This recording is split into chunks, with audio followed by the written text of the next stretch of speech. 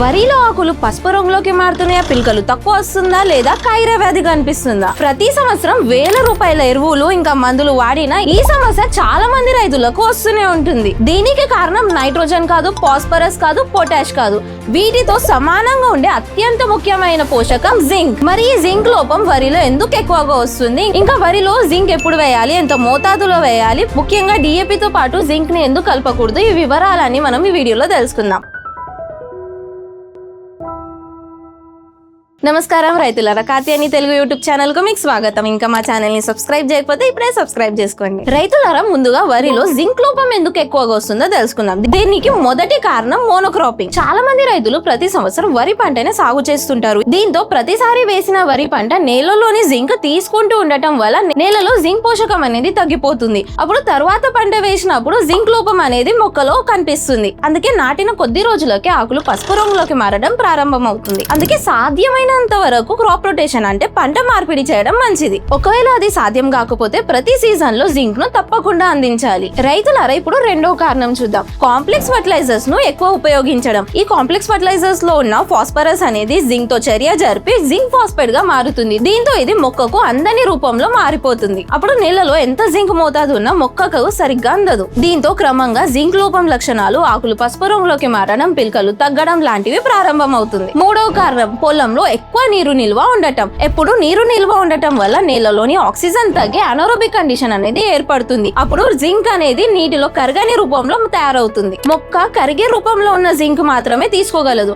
అందుకే నీటి నిర్వహణ అనేది చాలా ముఖ్యం. నాలుగో కారణం ఆర్గానిక్ మ్యాటర్ తక్కువగా ఉండటం. నాటే ముందు పశువుల ఎరువు, వర్మి కాంపోస్ట్ వంటి సేంద్రియ పదార్థాలు మనము పొలంలో వేయకపోతే సూక్ష్మజీవుల పని అనేది తగ్గుతుంది. ఫలితంగా నేలలోని జింక్ మొక్కలు గ్రహించే రూపంలో మారక దాని లభ్యత అనేది తగ్గిపోతుంది. అలాగే నేలలో pH ఎక్కువగా ఉండటం వల్ల జింక్ అనేది మొక్కకు అందదు. ఇప్పుడు జింక్ వరి మొక్కలో ఎందుకు ఇంత అవసరమో తెలుసుకుందాము. మొదటగా ఈ జింక్ అనేది వేర్లను బలంగా చేస్తుంది. కొత్త తెల్లటి వేర్లు అనేటివి వస్తాయి. దీంతో పోషకాలు అనేటివి ఎక్కువగా గ్రహించగలుగుతుంది. ఇంకా మొక్క పెరుగుదల అనేది మెరుగవుతుంది. రెండో ముఖ్యమైన పని, ఎక్కువ పిలకలు రావడానికి జింక్ కీలక పాత్ర పోషిస్తుంది. మొక్కలో హార్మోన్ బ్యాలెన్స్ చేయడానికి జింక్ అనేది చాలా అవసరం ఉంటుంది. దీని వల్ల కొత్త పిలకలు అనేటివి ఎక్కువగా వస్తాయి. అందుకే ఎక్కువ పిలకలు కావాలంటే జింక్ తప్పనిసరి. మూడవది, ఆకులు పచ్చగా ఉండటానికి జింక్ అనేది చాలా బాగా సహాయపడుతుంది. ఒకవేళ మొక్కలో జింక్ లోపం ఉంటే ఆకులు అనేటివి పసుపు రంగులోకి మారడం ప్రారంభిస్తుంది. ఆకులు పసుపు రంగులోకి మారడం వల్ల క్లోరోఫిల్ అనేది తగ్గిపోతుంది. దీని వల్ల ఫోటోసింథసిస్ ప్రక్రియ అనేది సరిగ్గా జరగదు. దీని వల్ల మొక్కలో ఆహారం అనేది సరిగా తయారు కాదు. ఇంకా శక్తి అనేది మొక్కకు అందదు. దీంతో పిలకలు అనేటివి తగ్గిపోతాయి. చివరికి దిగుబడి కూడా తగ్గిపోతుంది.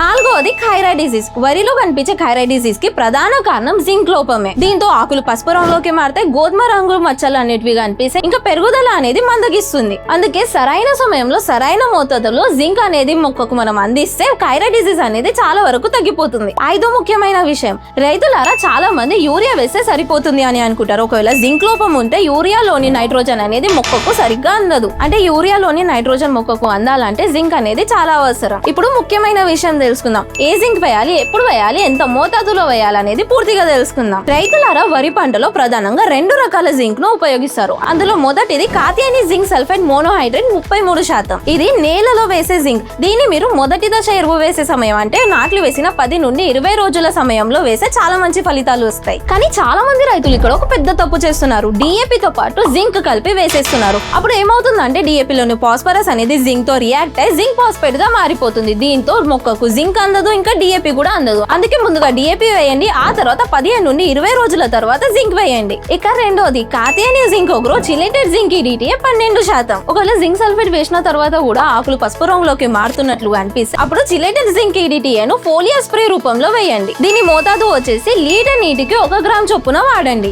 అయితే రైతులారా, సరిగ్గా ఈ జాగ్రత్తలు పాటిస్తూ సరైన సమయంలో సరైన మోతాదులో మొక్కకు జింక్ అందిస్తే మొక్కలో ఆకులు పసుపు రంగులోకి మారడం తగ్గిపోతుంది. ఆకులు అనేటివి పచ్చగా ఉంటుంది. మొక్క అనేది బలంగా తయారవుతుంది. తర్వాత పిలకలు అనేటివి ఎక్కువ వస్తాయి. చివరికి దిగుబడి అనేది పెరుగుతుంది. అయితే రైతులారా, వరి పంటకు సంబంధించిన ఏదైనా సందేహాలు ఉంటే కమెంట్ లో తప్పకుండా తెలియజేయండి. ఇంకా ఈ వీడియో నచ్చినట్లయితే లైక్ చేయండి. ఇంకా మీ మిత్రులకు షేర్ చేయడం అసలు మర్చిపోకండి. మరిన్ని ఉపయోగకరమైన వ్యవసాయాల వీడియో కోసం మా ఛానల్ ను సబ్స్క్రైబ్ చేయండి. బెల్ ఐకాన్ ను నొక్కండి. ధన్యవాదాలు.